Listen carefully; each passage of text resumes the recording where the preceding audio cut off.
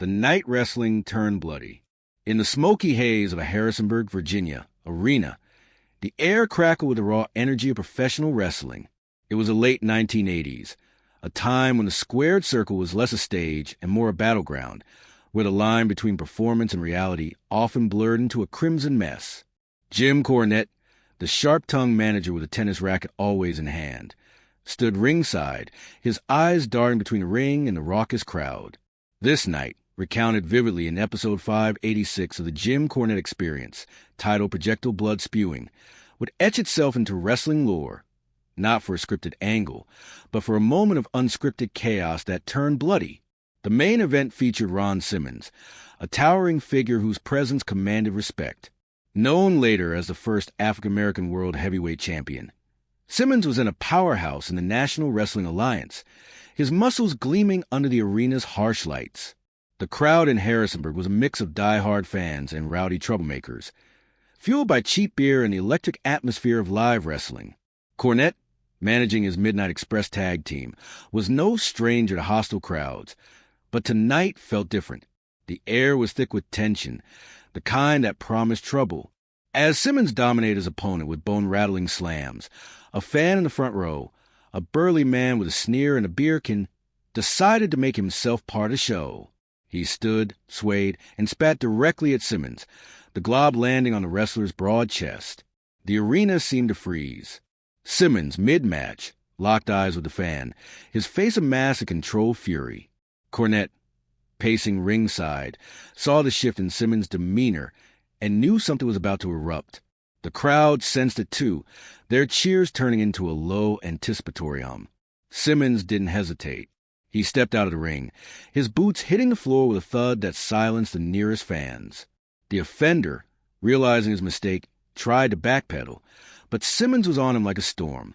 A single, thunderous right hand connected with the fan's jaw, sending him sprawling over his chair. Blood sprayed, not from Simmons, but from the fan, whose nose crumpled under the impact. The arena erupted, half in shock, half in awe, as security scrambled to intervene. Cornette, ever the opportunist, shouted encouragement, his voice barely audible over the chaos. The incident wasn't over. As security dragged the fan away, another spectator, emboldened or just drunk, threw a cup of beer that splashed across Simmons' back. This time, the wrestler didn't leave the ring. He turned, eyes blazing, and climbed the turnbuckle, pointing at the second culprit. The crowd's roar reached fever pitch.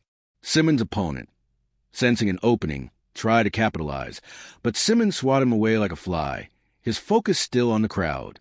Cornette, now at the apron, was screaming for Simmons to refocus, knowing the match was teetering on the edge of a riot. What followed was a blur of violence and adrenaline.